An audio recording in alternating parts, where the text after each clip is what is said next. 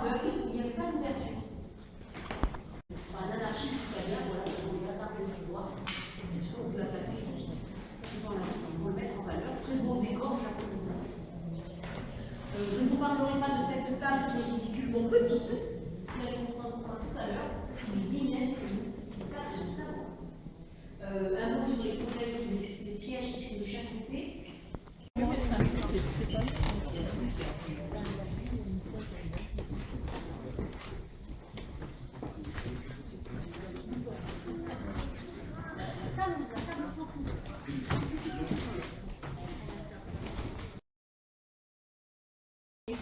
Scène de chasse, une tenture, c'est un ensemble de tapisseries réunies sur un thème donné, comme une bande dessinée, si vous voulez. Donc là, il se pose.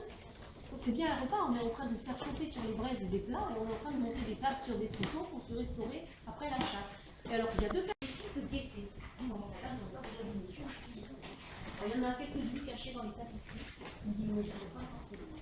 Alors, les mois lucales, il va y avoir 12 tapisseries, il y a 12 mois de l'année. Les autres sont un petit peu dispersés dans les états. Je vous les montrerai au passage. Surtout pas un cheval. Aujourd'hui, tu vois, voilà, on essaie de relier le poste. Et puis surtout, les chevaux du roi, ils risquent de prendre des coups d'épée à la bataille. Donc, le cri ne pas s'attacher aux chevaux.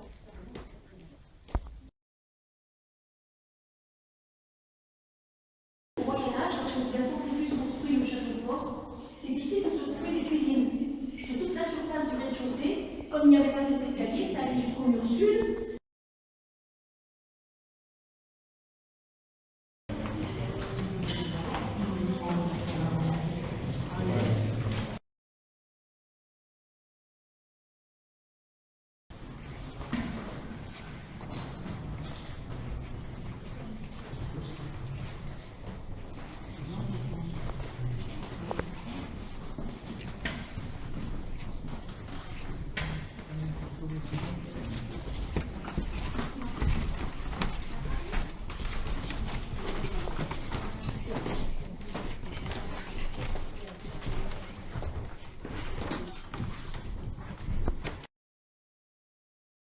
En fait, la tête, elle est cachée quelque part, dans la tapisserie. Alors, je peux vous aider à la trouver, hein, pour les plus jeunes. Il y avait une coutume qui voulait que quand on avait tué un animal, on coupait la tête et les pattes et on les présentait au seigneur. Et le seigneur, il est à cheval. Ah oui, là-bas. Le seigneur est à cheval.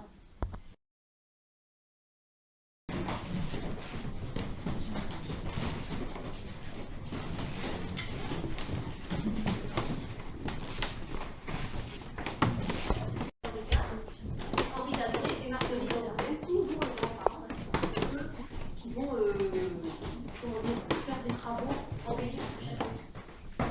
À l'origine, à l'époque des grands-parents, justement, de voyage. Alors je dis de voyage parce que les coffrets à bijoux à l'époque, c'était des meubles masculins. N'oubliez pas que les hommes à l'époque, ils portaient des boucles d'oreilles, des colliers. On pense qu'il a pu s'agir du propre coffret d'Henri IV pour deux raisons. La datation, début XVIIe siècle, et quand on ouvre le couvercle, se trouve gravé en émail à l'intérieur un portrait d'Henri IV. Voilà, ça fait beaucoup d'indices, sans qu'on en ait la certitude. Hein. En tout cas, c'est pour tirer le char qui porte encore la statue couverte d'un drap blanc. Voilà, ces deux scènes à jumelles, les mêmes événements. Voici la suite des mois Lucas.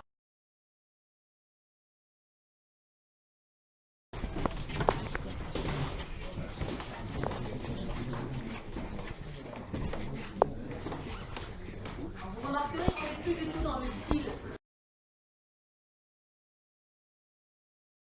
Lui et l'impératrice Eugénie de Montero vont venir séjourner au château. L'Espagne n'est pas loin, ça fait une halte pratique pour l'impératrice. Elle aime beaucoup Biarritz, elle aime beaucoup Cauterets, les eaux bonnes, les eaux chaudes. C'est donc leur propre fauteuil que vous voyez ici. Ils vont demander quelque chose.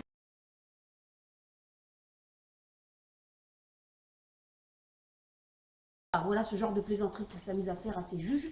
Du coup, il va être puni de mort en place publique à Pau, écartelé par 4 chevaux. Ça va frapper les Français en plein cœur et propager cette louance, cette légende. Ça se trouve au 2e étage. Vous êtes dans la partie la plus ancienne du château.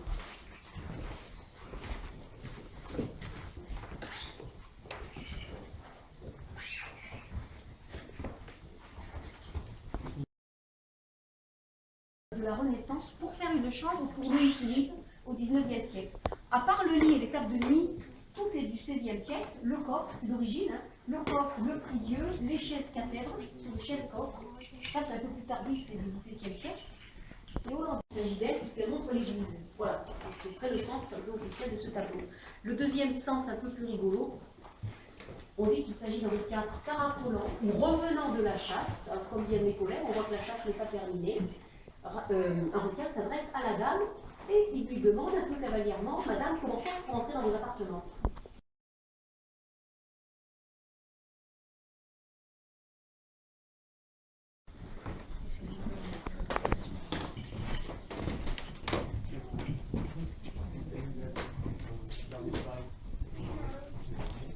Alors, ce très beau portrait.